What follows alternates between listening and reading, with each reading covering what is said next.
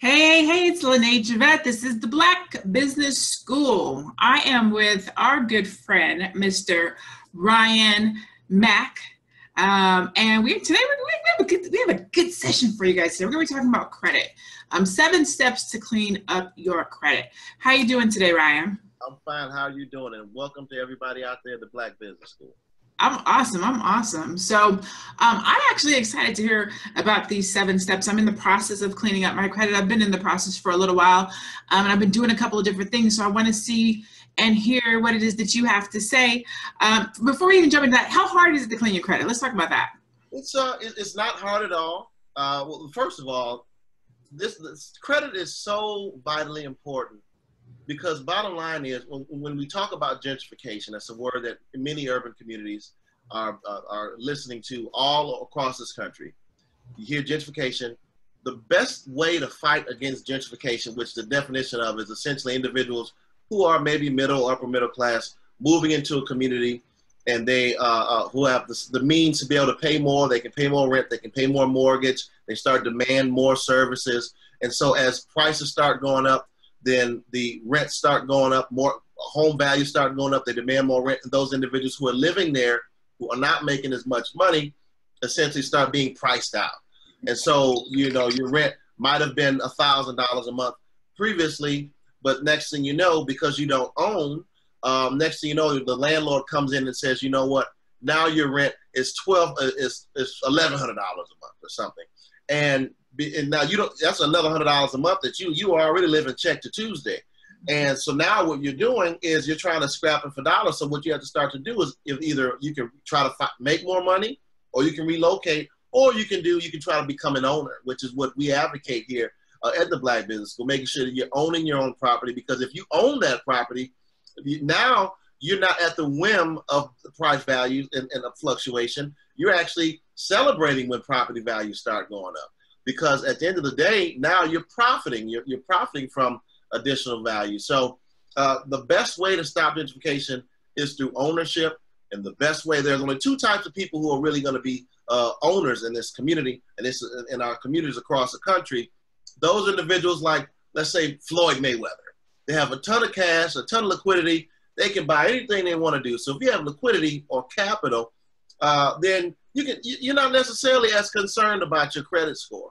But if the second person is, you got to have good credit. For most individuals who are, again, most of this country is living check to check.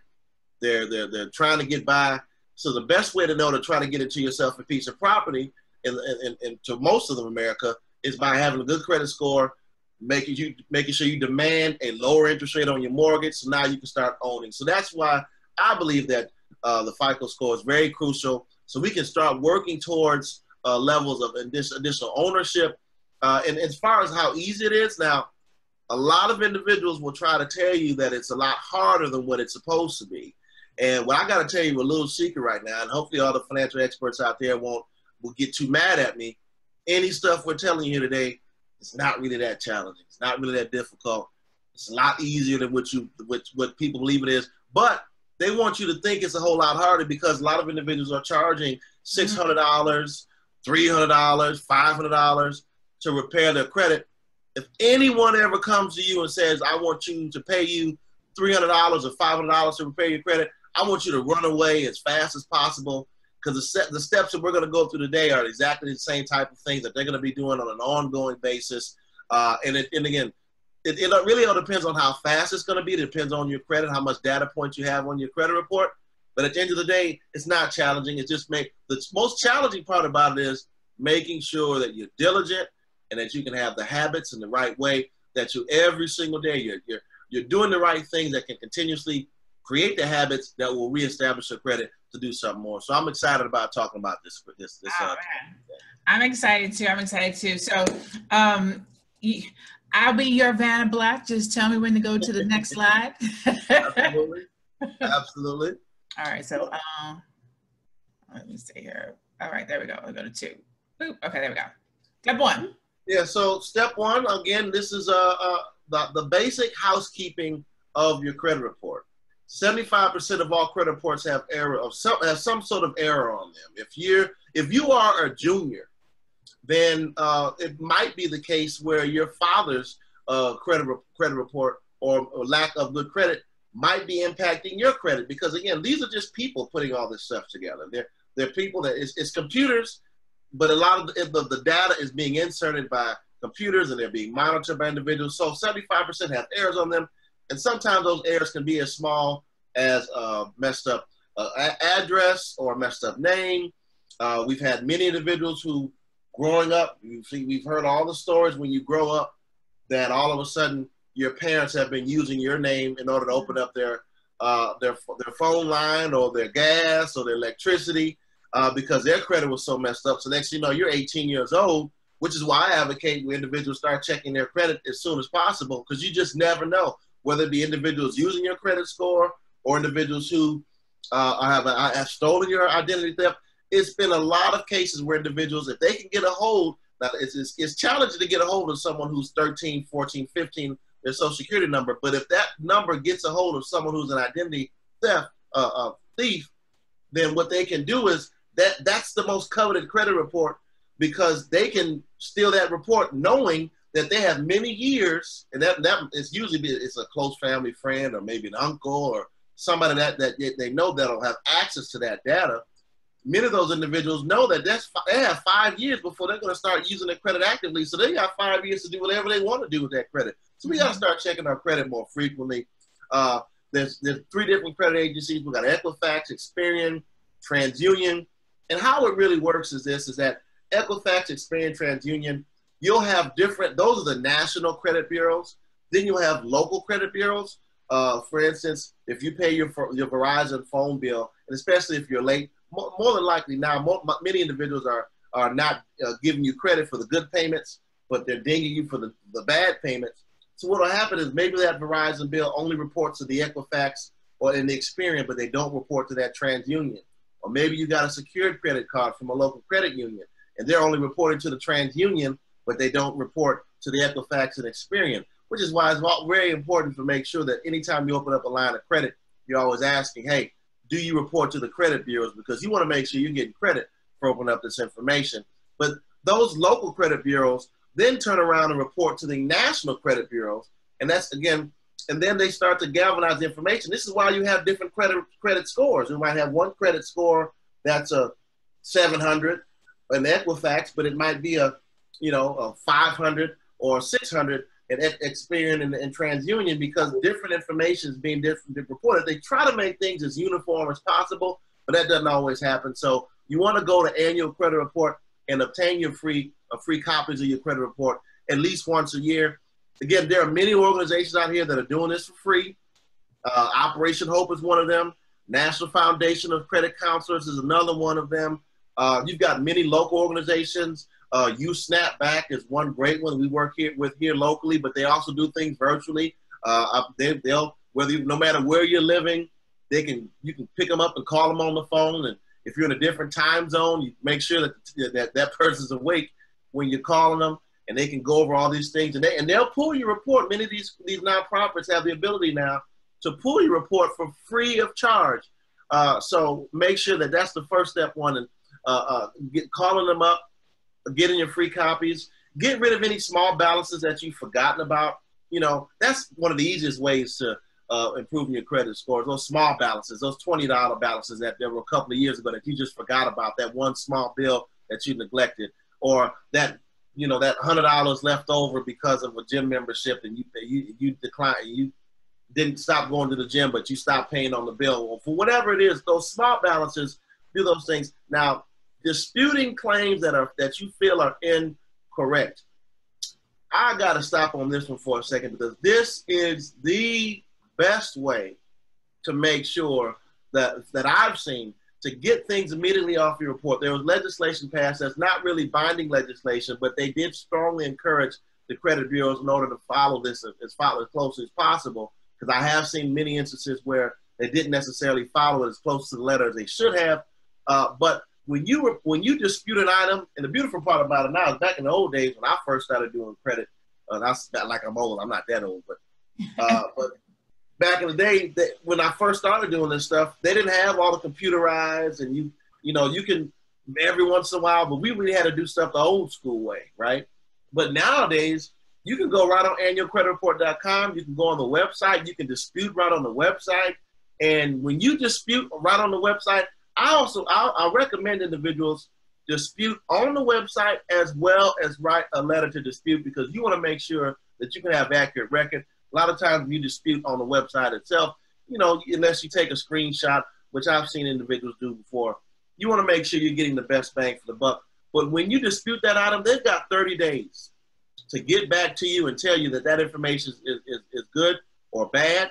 And if they can't get back to you within 30 days, many times, especially if things are in collections, those documents have gone from company A to company B, and maybe sometimes company B, as they're buying and selling your debt amongst one another, they might not remember all your data. So just between you and me, just think about this. Hey, at the end of the day, dispute everything.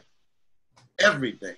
Let me say that one more time. Dispute everything. And I'm not saying for you to lie, because I'm a Christian man. I'm not trying to say to lie. But what I am saying is make them prove to you that this debt exists. You have the right to do that. And by disputing those items is one of the best ways to do it. So that's step one, is just making sure that you get all the housekeeping together and clean up your credit report right away. Boom. So let me ask you this question. You said something about 15-year-olds, and actually I'm curious. If my son just turned 18, so hypothetically speaking, let's say I turn over his social security number, which I'm not going to do, but let's say I turn over his social security card or social security number to him. Let me make sure that's not me. I think that is me. Let me mute that. If I turn that over to him and he runs his credit and he finds out that somebody's been using it or there's something that's faulty on it, what do we do? Do we dispute that? Do we say he wasn't 18? How do you clean up credit that's messed up, let's say on somebody who's 15, 16, 17 years old? Well, it's the exact same way, because again, you can pull up someone who's 15, 16, as long as they have a social security number, you can pull up a credit report, and then you go through the exact same process. And again, I've done that with individuals who come to me, especially those entering into college. For all my mentees, those going off to school, I'll make sure they pull up a copy of their credit report. Most of them didn't have anything on it, but for one particular instance, I remember one mentee actually did have some things, so we had to go through the same exact steps we're talking through today, pull up that credit report, get that information pulled down, dispute the items, write a letter. Again, I'm old school. I like writing that letter and saving a copy of that letter, because again, all this stuff leaves a paper trail. And the best part about cleaning up your credit and this whole process, it starts to develop habits. And these habits of cleaning up your credit, it forces you to face something that you might not have wanted to face for a long time. Many individuals are very intimidated by the credit. But again, it's a various thing. No matter if you're 15, 18, 78, 88, all the process is pretty much the same, and making sure that you're challenging and you're trying to stay ahead of the curve, and making sure you're doing all you can to be forthright. Because look, all these collections companies, they're calling you. They're getting paid to call you. I got a whole class and section that we can talk about on how to negotiate with these credit companies. So I definitely would like to do that in the course. But they're calling, and sometimes they're violating rules. That's another class in and of itself. And making sure most of the time they're violating, but we don't know. And you have to know the law. You have to know your law. There's consumer laws that protect against individuals and different times that they can call them out. I've got a whole course on that as well. But it's a great question. But we just have to make sure that no matter what age, we're staying ahead of that curve. Awesome. All right. So here's step 2. Pay your bills on time. Yeah, step 2, pay your bills on time. Look, I understand when you're behind, you get that bill and you want to put it in the circular filing cabinet. And you want to stick your head in the sand and act like it doesn't exist. And look, when I started my business, go to that mailbox, especially when my money was running low back in, I remember 2004 and 5. Or 2004, I had savings. By 2005, my savings was running very low. I had 12 months of savings. But when I was getting the bills kept coming. The bills, they don't care. The bill collectors don't care about your situation. They just want their money. They want to keep. You've been using their lights. You've been using their gas. You've been using their phone.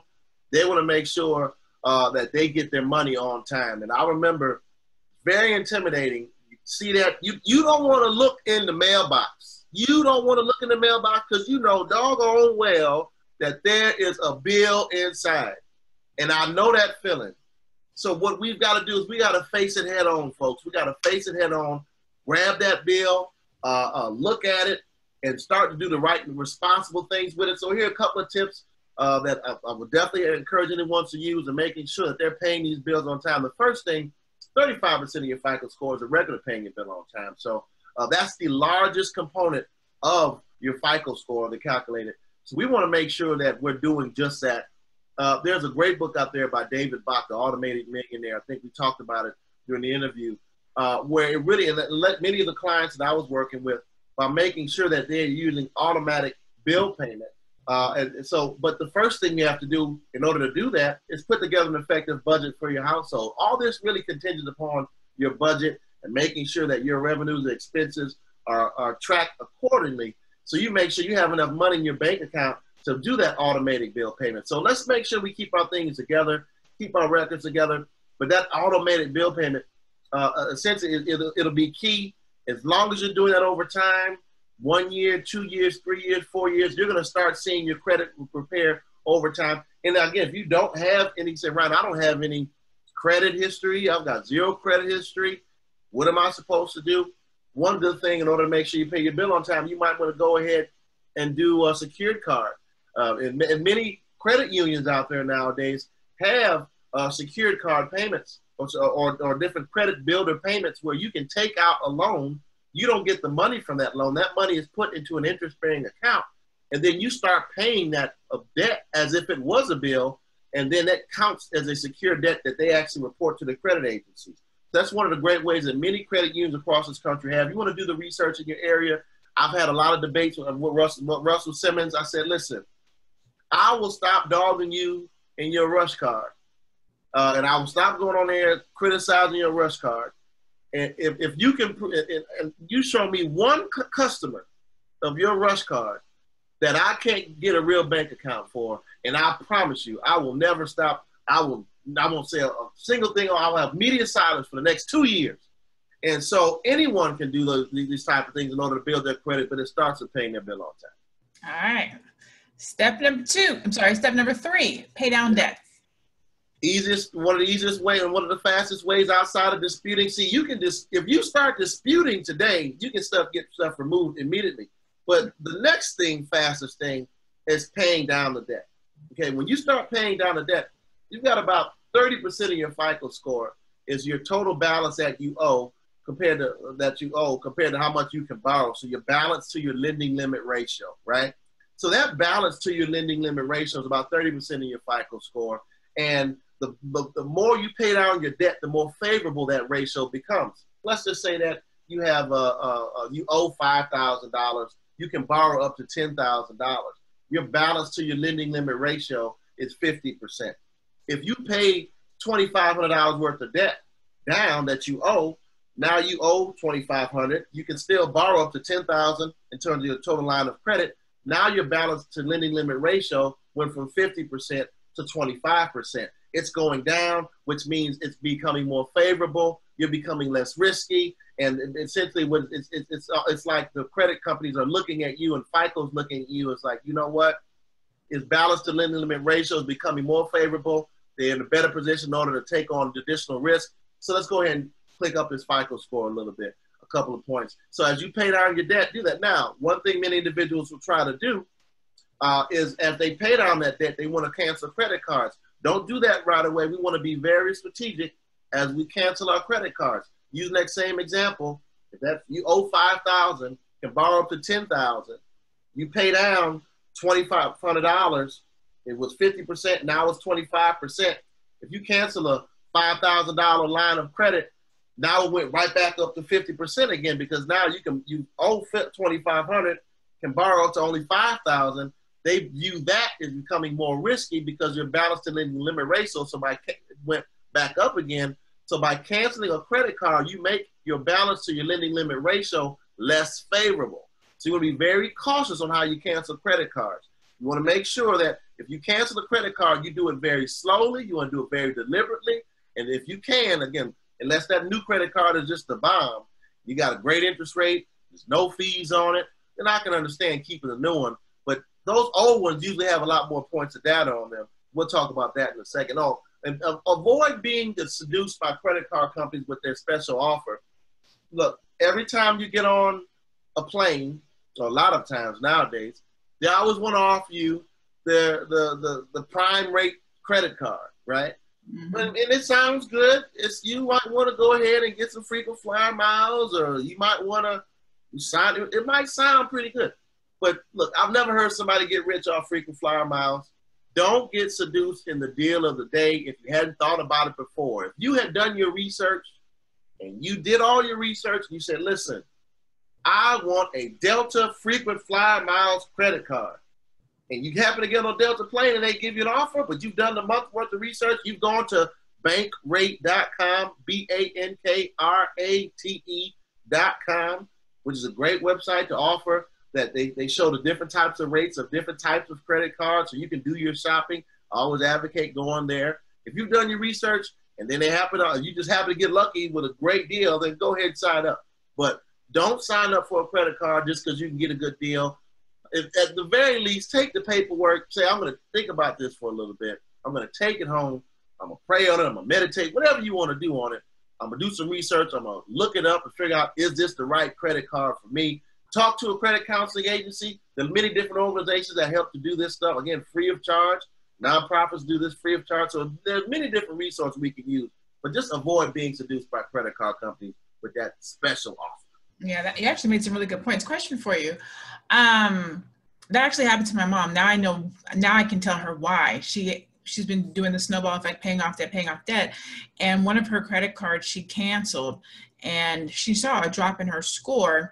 And she was like, why did they drop my score? But there was no rhyme or reason. Now I know the reason. So question, is it better to just leave that debt paid and open? So you just have to have discipline not to use it, just leave it sitting there open. Does that hurt your credit if you don't use it? No, it does. Absolutely not. The way the credit does is they take a snapshot of how you use that card from month to month. Now, as far as there are many times, especially back in 2008, where they were canceling different individuals for lack of use. So many folks were starting getting dings on their credit report. They didn't even know it. So they said, wait a minute, why did my credit score just go down? And why did and they looked at it, they get in the mail and said, wait a minute, I thought they tried to use their credit card and it was canceled. What the heck happened? Well, many times because of lack of use, they might have canceled that credit card. So one, you want to know the terms on your card, because many of them will say, we want to make sure that you keep it open. And maybe sometimes, and actually it might be a very good thing, to go to the grocery store, and as opposed to paying in cash, go ahead and pay, especially if you don't use credit a lot, go ahead and pay with a credit card and pay it all within the week. There are two ways that I advocate using credit cards. One is for emergency purposes only, and two is to establish credit. So if you go and you use that credit card to pay for that $50 or $100 grocery bill, and then you pay off of that, and then less than 7 days later, and hopefully you have the money in your account already, you pay it back right away. Doing those different types of transactions and using that credit card for the sole purpose of establishing credit is a great way to establish credit history. But to your question is that they get us coming and going, right? And this is the way that actually even baffles me, because when you apply for that credit card, as soon as you fill out that application, they perceive you to be taking on more risk. So every time you fill out an application for a new credit card, that's 5 to 6 points that gets deducted off your credit score. And so right away, whether you're accepted or not, every time you fill out that application, that's why you have to be very cautious, because you're gonna get a ding in your credit report. And then if you cancel a credit card, so that logic would say, okay, so if we're taking on more credit and they're seen as more risk, if we close a credit card, we should be seen as less risk. No, that's not the way to look at it. Again, they get us coming and going. On the way out, if you cancel a credit card, they view you as less able to take on more debt. So they view you as more risky because you don't have as much flexibility to take on as much debt. So they get us coming and going. I don't understand how the heck they calculate it, because it perplexes me both ways. And I'm like, man, it's not fair. But guess what? The Fair Isaac Corporation, that's very important to recognize that. FICO, many people don't understand what that means. The Fair Isaac Corporation, this is a company. It is a private-owned industry, and they have basically a monopoly over the credit industry. So whether or not we think it's fair or not, this is what most individuals use. Some folks use the Vantage score. A lot of folks don't, but not a lot of folks really use Vantage, so I really don't get into Vantage that much because many lenders don't use Vantage to evaluate. So really it means nothing, maybe just an ego boost if you happen to have a good Vantage score. It really is all about that FICO. All right. And we kind of hit on this, but step 4, do not cancel old accounts. Yes. Do not cancel old accounts. 30% of your FICO score is your balance to your lending limit. Oh, 1 second, turn off this phone. It's the balance to your lending limit ratio. We talked about that before. Again, I want to emphasize here that 15% of your FICO score is your length of credit history. The older your account, the more weight it has on your overall score. So, again, the way they measure FICO is that each card has points of data on it. Every time you swipe it, every time you use it and pay it off, that accumulates a point of data that they use to measure whether or not you're responsible at paying off your debt, right? So the older cards ideally have a lot of points of data on them, so that you've been using it, you've been paying it off, you've been going to the store, paying it off. That has a lot of points of data, but those newer cards don't have as many points of data. So usually, classic example, I had one client, and they had about 6 credit cards.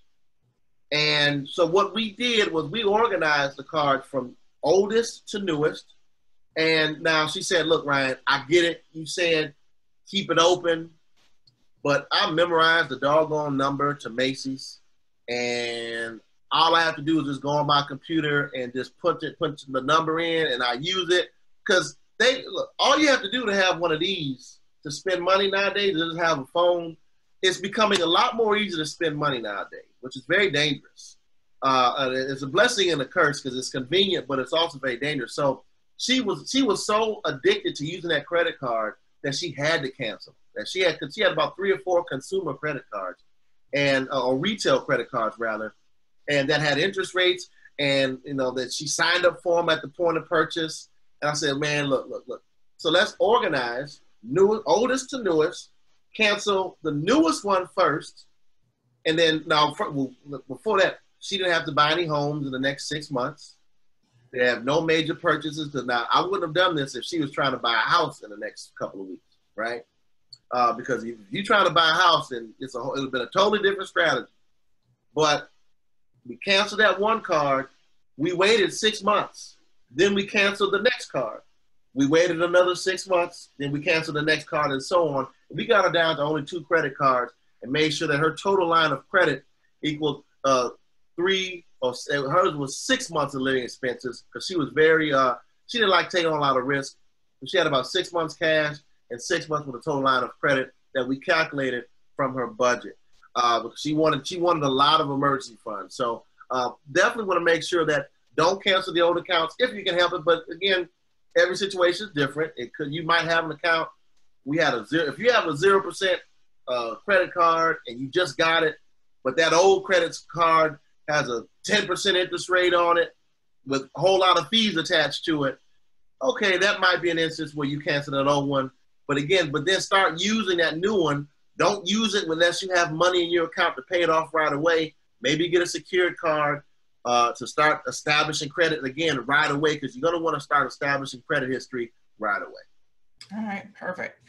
All right, so step 5, don't fear credit counselors. This is an easy one.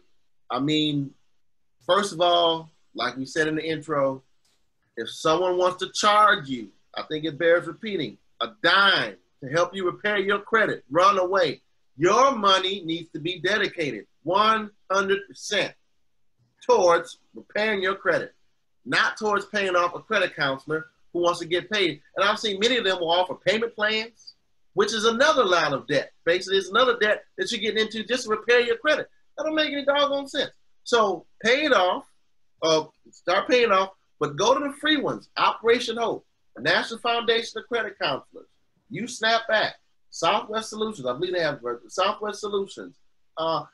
look around your local community. There are many different neighbor trusts. I believe there's one in New York, and I go all across this country. And in most cities, they have some local credit counselors that can help you for free of charge. Free 99 is the only price that you should be trying to get. And if you can't find that, then get on the phone and call one of those ones locally. Call ones. Operation Hope does national. National Foundation of Credit Counselors does national. Green Path, it's a great organization, but they do have a paid program. I don't advocate paid program, but they do have a portion of that program that is free of charge that I think folks should sign up for. So it used to be back in the day where folks would look at the credit score or credit counseling as something that's negative. And, oh, they went to a credit counselor. But nowadays they say, well, no, they're trying to fix their credit. Let's go ahead and not ding them. So it's not going to be a positive thing on your report. So, you know, like if you go to like a USNAP or Operation Hope, they'll pull your report. It's going to have a soft hit that's going to show that other individuals that report was pulled. Back in the day, they used to hurt the credit score. Not anymore. They say, you know what? They're trying to fix it. So let's go ahead and not ding them. We're not going to give them reward points for doing it. We're not going to take points away either.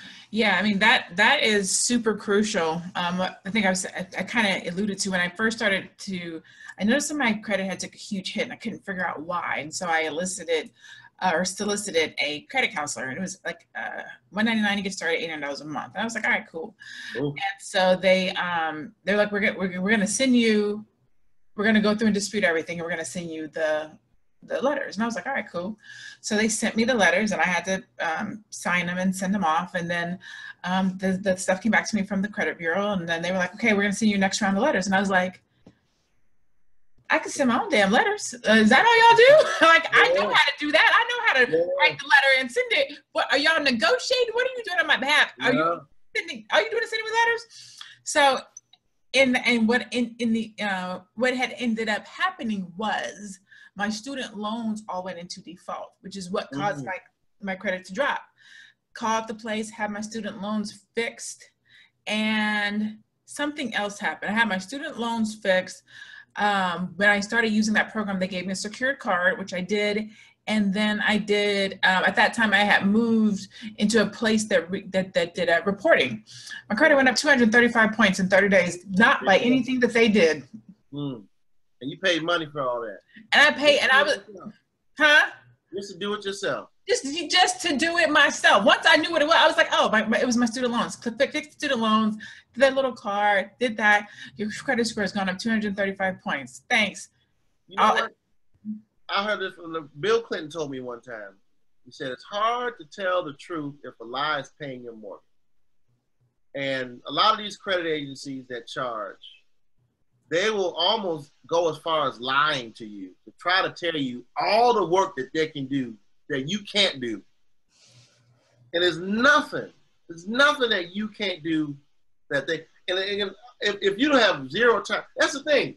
This is one of those rare instances where many times I'll say, you know what, there might be a case where, okay, if you just want to pay for that luxury of having that individual do that, and you feel like paying more money, and you have extra money to spend, and it's a service, because you want to pay for service. Nothing wrong with paying for services. But there's so many free stuff out there that do the same thing. There's nothing that says to me that you should do that. There's no situation where someone should be paying money for a credit repair when there's something that does the exact same job. I raised over $3 million for Operation Hope. We did exactly that. And in the process of doing that, I saw many other organizations. We all became very good friends. They all did the exact same thing. And so there's never a reason to charge, even if you have the money and say, right, I just want to pay for it. Then take that and put it into your savings account, your retirement account, or buy me some lunch or something. I don't care. Do something. Whatever you want to do with that money, but don't spend money on a credit agency. It's just not worth it. That makes sense. You're right. You're right. All right. So step 6, steer clear of bankruptcy. Ooh, that's a good one. You're clear now. There have been instances when I have advocated for bankruptcy, but most of them I have not advocated for bankruptcy. And back in April 2005, there was legislation under the Bush administration that was passed that essentially said that if an individual wanted to declare bankruptcy, they had to essentially take this course. And I actually created a course, and I actually was teaching at Host Community Heights in the Bronx. And I taught this course, and essentially it was a course for bankruptcy. And it was unfair legislation because it made it harder for individuals to declare bankruptcy, but corporations still had no accountability. Go figure, Republicans doing stuff for, well, I ain't gonna get political, but anyway. So the individuals had a harder time. And in the process of creating this course and teaching individuals who said that their first, because many times bankruptcy is their first option. And if you actually had to go through, the course really had to walk people through to put together an actual plan. And most individuals, when they put together that plan, they actually saw the light at the end of the tunnel, and they were able to start putting money together in order to get out of that bankruptcy. There are cases where, I've seen a lot of cases. My stepfather is a bankruptcy trustee, so he oversees a lot of different cases for a lot of different types of bankruptcies, individuals as well as corporate. But the thing is that it hits you so hard, and 200 points right off your score. And again, that really depends because I've seen it hit for different individuals. But then it stays on that report for 10 years. And what happens is that after the first year and a half, 2 years, the funny part about it is after that first year and a half, 2 years, you're going to start getting a lot of solicitations for credit cards. Because if you file for bankruptcy, you have a propensity for debt, and you are very attractive to lenders. It's like, wait a minute, they just filed for bankruptcy? Shoot, let's loan to them. We can make a lot of money off of them. And before the Card Act of 2009, the Card Accountability, Responsibility, Disclosure Act, 2009, before that, shoot, man, they were charging interest rates like the Wild Wild West trying to get after folks. It made it a little bit more challenging, but there are a lot of different loopholes that different lenders are able to do. They're still able to charge. That Card Act has a loophole that says they can't have retroactive high interest rates, but they can give you a credit card that's saying, bang, here's one with a super high interest rate, 30-40% right off the bat. So they found different loopholes to get around the Card Act, but for the most part, we've seen interest rates get a little bit more calm. But I always advocate that look at every single option first before you want to file that debt. I read in one good book, it said, let no debt remain unpaid except for the debt to love one another. So love everybody, but pay off your debts.